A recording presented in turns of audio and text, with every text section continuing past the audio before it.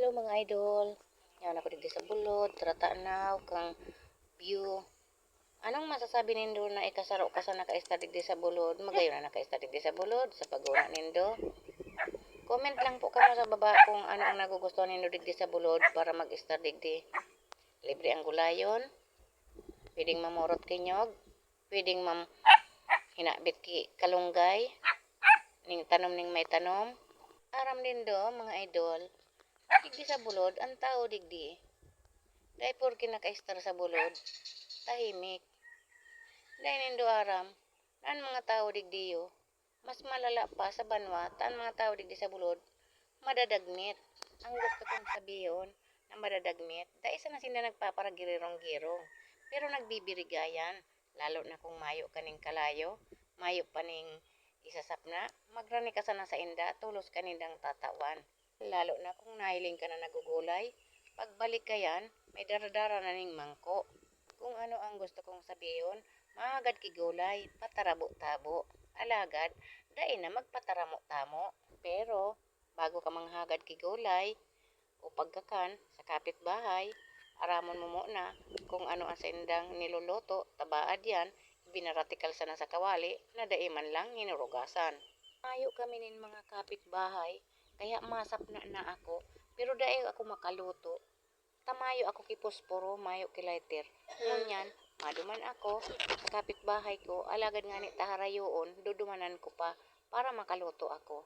Lalakaw-lakawon ko na lang, babayaan ko muna yung nasa kuyang harong, mahanap ako ning posporo. O kaya kalayo, mga hagad na lang ako. Ay dangan palan, mayo palan kami ki asin, mga hagad na lang diretso akong asin, saka mga rekado sa kapitbahay mi. Arayo kami sa banwa. Lalakawon ko na lang, medyo haraharayo. Tamaod to na nga ni, masap na pa ako. Kasi posporo mi, nabasa kan uran. Masakiton talaga, pagarayon sa tindahan. Dahil ka makabakal kung anong babakalon mo. Kaya lang nga ni, mayo man nga ni ako ning pangbakal, mahagad na lang ako kay kalayo. Medyo harayo.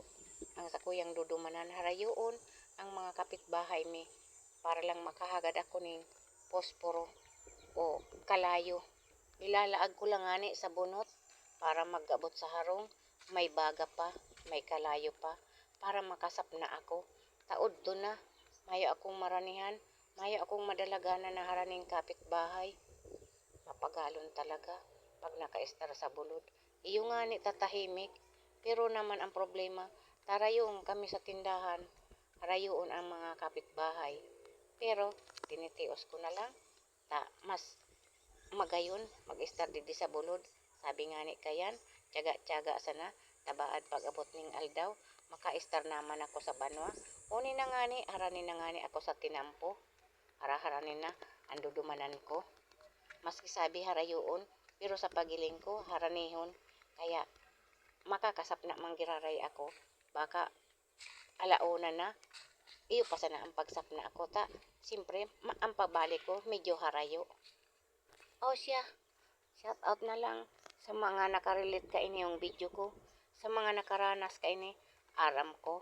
Nakadakol ang mga nakakaranas kiarog ka ini yung mga sitwasyon na pagarayoon sa banwa, mga hagad ka talaga ki agipo o kalayo, ilalaag mo lang sa bunot, saka ilalaag mo lang sa bagol para dai mapalsok tolos.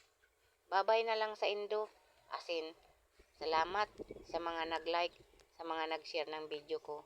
Hanggang digdi na lang ang sakuyang video.